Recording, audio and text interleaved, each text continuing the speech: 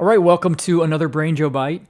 Today's episode was inspired by a comment that was posted inside of the Banjo for Adult Beginners Facebook group from David, who said, "Am I the only one that thinks that they're starting to catch on, then record themselves and hope and pray that no one ever hears that garbage ever?" And then one person in the comments also responded, "I haven't gotten to the stage of wanting to record myself."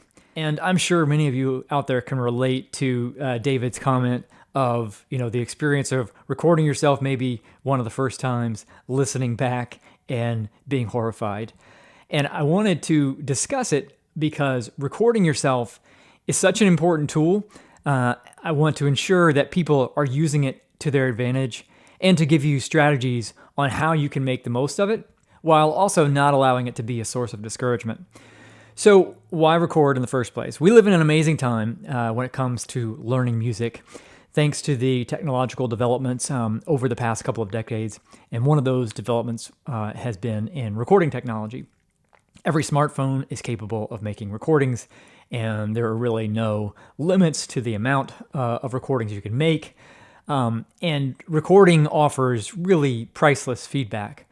But you may wonder, how is that feedback any different than just listening to yourself when you play? Isn't a recording just playing back the thing you heard when you were practicing or making the recording in the first place? I'm going to demonstrate why what you hear when you listen to your recording and what you hear when you are listening when you play are two different things, with what may be my most favorite illusion of all time. This one almost broke the internet a few years ago, so I know some of you watching will be familiar with it. So I'm just going to play a little snippet of audio, and I want you to tell me what word you hear. And if you're watching this on Facebook or YouTube, just type the word you hear into the comments after you're listening to the audio. So pause it and put that in. Laurel, laurel, laurel, laurel, laurel, laurel, laurel. Now, some of you listening will have heard the word Yanny, and some of you will have heard the word laurel. And if you go ahead and scan the comments, if this video has been up for any length of time, you're going to see that there are different answers, and it's relatively even in terms of what people hear. And what's so fascinating about this particular illusion is that these words sound nothing like each other, Yanny and laurel. If you hear the word Yanny in this snippet of audio, it's pretty much impossible to wrap your head around the idea that someone else could hear the word laurel. And it feels like you are the victim of some elaborate prank, and some people find it very unsettling.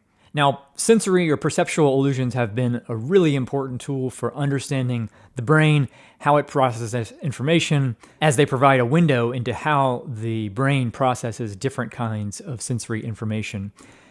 But one reason I love this particular illusion so much is that it so clearly illustrates that what we perceive is not the actual reality or the ground truth. When you perceive something, when it bubbles up into your conscious awareness, whether it's vision or touch or taste or sound, it's already undergone a significant amount of processing. In other words, your brain has already edited that raw sensory data a ton based on your prior knowledge and experience. It's your brain's job to make sense of the world. When you look out into the world right now, you don't see a blob of colors and shapes. You see a table and a wall and headphones and a screen, etc. So by the time something appears into your awareness, your brain has already created a best guess about what that thing is. And that best guess shapes how you perceive it. And the context in which something is being perceived shapes what that perception will be. In fact, you can change the frequencies of this recording such that every person hears laurel or every person hears Yanny. And if you do that and you go back to the original recording, you'll be far more likely to hear that particular word in that original piece of audio. And that's because the context then of your recent experience is now influencing how that audio data is being processed and edited and ultimately presented into your conscious awareness by your brain. Laurel, laurel, laurel. Yanny, Yanny, Yanny, Yanny,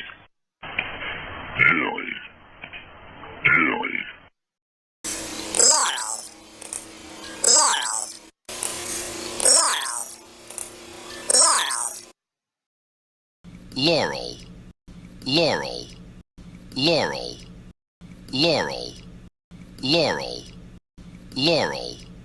So again, we don't perceive the world as it is, but rather we perceive an edited version that's shaped by our past knowledge and experience. So going back to this original post, David describes having recorded himself and then being disappointed by what he heard when he played the recording back, which means that his perception of the exact same sounds, the exact same audio, was different when he was playing it on his instrument than when he listened back to it.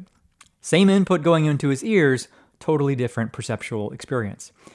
So that illustrates, for one, that listening back to a recording of yourself is different than listening to the same sounds when you're playing them, which is one of the reasons why it's worth doing.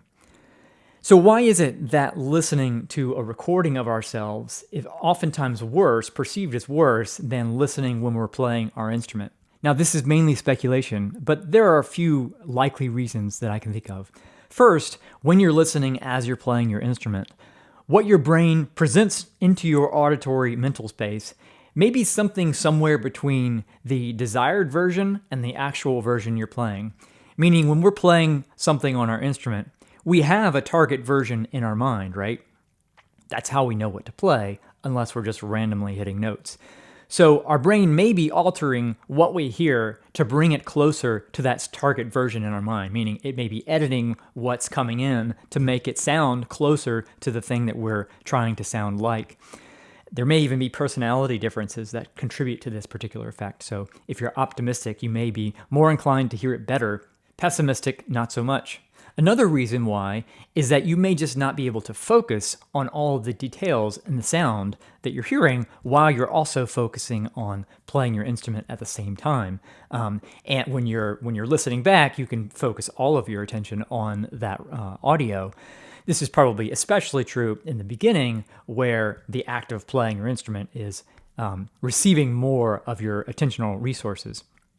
And then the last reason, and maybe the most important of all, is that when you're listening back in a situation like this, you're oftentimes listening with a critical ear. Typically, when we listen to music, we're doing so for enjoyment or entertainment.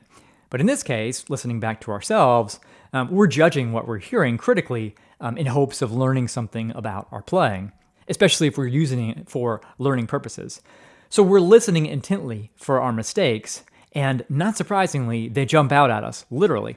And there's a well-researched phenomenon known as the cocktail party effect that relates to this. So this refers to our brain's ability to tune into a single conversation when there are multiple conversations going on at once, like at a cocktail party, hence the name. Our ability to selectively attend to one stream of audio and ignore others so that we can better hear the thing that we care about. And the same thing is likely happening when we're listening back to a recording of ourselves. We're listening for mistakes, so they jump out at us, and it's hard for us to hear anything good by contrast. In which, of course, this gives us a distorted view or perception of our playing.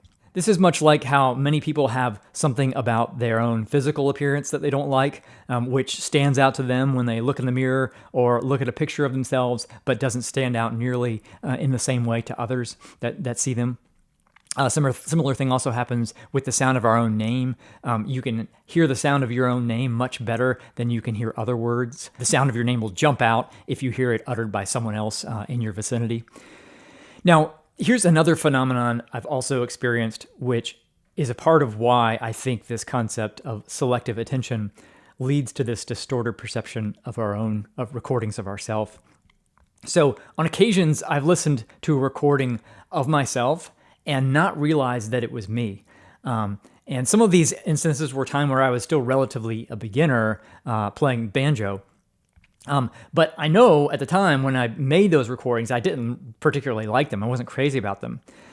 Almost always, I liked them much more when I didn't realize that it was me playing, and I had some distance from that initial recording that I'd made. And I've heard others report the same thing, that they've found some snippet of audio or something, listened to it, and been, oh, that's pretty good, and then realized it was a recording they made of themselves years ago that they may not have liked at the time. Again, suggesting that we're selectively attuning to the mistakes when we're listening to them after we've first recorded something. All right, so the whole reason for having this discussion was because I think that recording yourself is an extremely useful tool and one that everyone should be taking advantage of right from the start. That's because it provides one of the three necessary components for learning, or three necessary components in order to stimulate the brain to change, to acquire new knowledge and skills, and that is feedback. And as mentioned, the feedback that we get from listening to a recording of ourselves is not the same as the feedback we get while listening to ourselves playing. And in the next episode, part 2, I'll talk about some techniques for getting the most out of recording yourself and how to do so without getting discouraged by it. All right, thanks so much for watching. If you enjoy these Brainjo Bites, then you will likely enjoy the book, The Laws of Brainjo. It is available on Amazon and wherever books are sold. Thank you for watching this episode of Brainjo Bites. To catch future episodes, hit the subscribe button and ring the notification bell if you haven't done so already. You can also hear these episodes on the Brainjo Jam podcast, and you'll find a link to that in the video description. Also, if you are ready to get started learning the banjo, then head over to brainjo.academy. There you will find courses based on the Brainjo method, the first neuroscience-based system of instruction designed specifically for grown-up brains, with no prior musical experience required.